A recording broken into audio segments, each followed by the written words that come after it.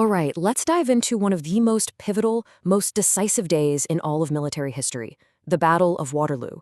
This was it, the final showdown, an epic clash that didn't just bring down an empire, it completely redrew the map of the world.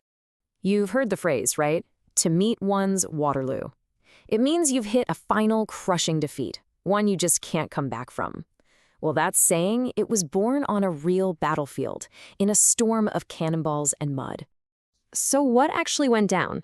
Well, it was way more than just a simple loss. It was a true clash of titans, a day-long brawl where the future of Europe was balanced on a razor's edge. So let's get into it and see how it all happened.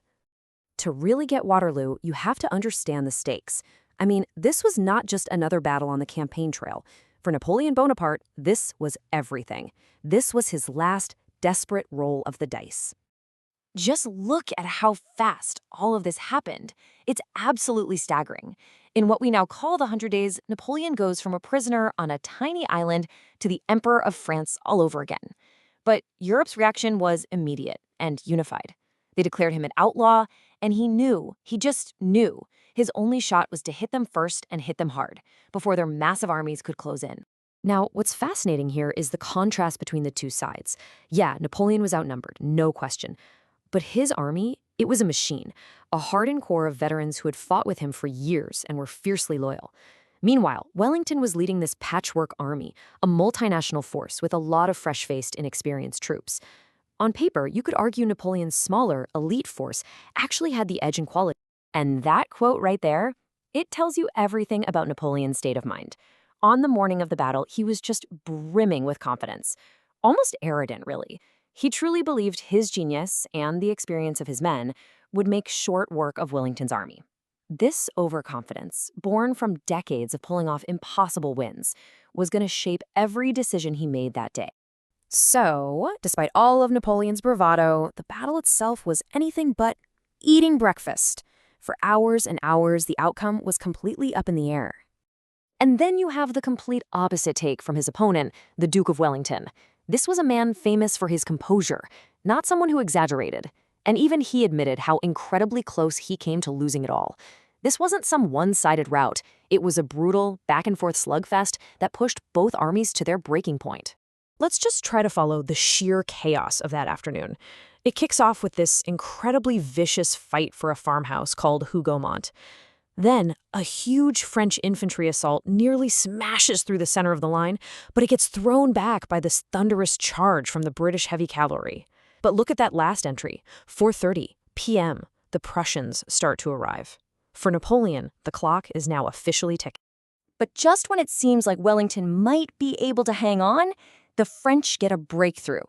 They capture another key farmhouse, La Haye-Sainte. And for Wellington, this is an absolute disaster.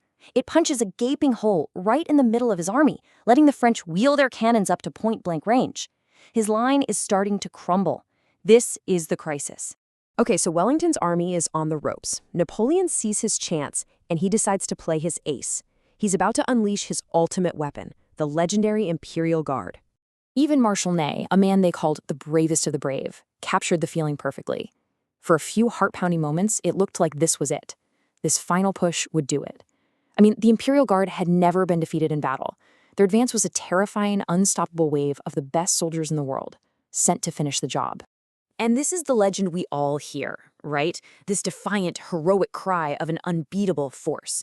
It's this powerful image of soldiers who would rather die than surrender. But that's not what happened. The reality was much more shocking.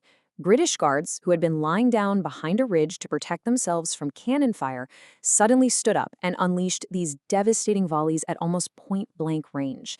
And for the first time ever, the Imperial Guards stopped. Then they hesitated. Then they broke and ran. That cry, "La garde recule," the guard is retreating, spread like wildfire through the French army. And just like that, morale shattered. Wellington saw it. This was the moment he had been waiting for all day. He gave the signal for a general advance, and his battered, exhausted, but unbroken army surged forward. The French retreat quickly turned into a chaotic rout. The battle was over. This wasn't just a lost battle on a muddy field. This was the end, the final, definitive nail in the coffin for Napoleon's reign and his vast empire. And the cost, the human cost for the French was just mind-boggling. Around 41,000 men were killed, wounded, or captured. An entire army of veterans, the pride of France for a generation, was wiped out in a single afternoon. Now, victory didn't come cheap for the coalition either. They suffered about 24,000 casualties of their own. These numbers just go to show you the unbelievable brutality of the fighting that happened on that tiny patch of land in Belgium. For Napoleon himself, the end came incredibly fast. Just 4 days after the battle, he gave up his throne. Less than a month later, he surrendered to the British, and by October, he was on a ship headed for St. Helena, a remote, lonely rock in the middle of the South Atlantic. This time, there would be no coming back. But the story doesn't end there. The impact of Waterloo stretched far, far beyond that battlefield. It didn't just end a war. It literally redrew the map and set the stage for the next 100 years of history. With Napoleon and France defeated, there was a massive power vacuum in Europe, and Britain stepped right in. What followed was an era we call the Pax Britannica, or the British Peace. For about 100 years, the British Empire dominated global trade, finance, and the seas, and there was a period of relative quiet among the major European powers. So when you add it all up, the legacy of this one battle is just immense. It ended more than 20 years of constant continent-wide war. It created a new political balance of power called the Concert of Europe to try and prevent another massive conflict. And, of course, it gave us that immortal phrase for when you finally meet your end. It's truly incredible, isn't it? To think how a single day of fighting can echo through centuries. Waterloo wasn't just the end of one man's incredible ambition. It was the beginning of a whole new world order.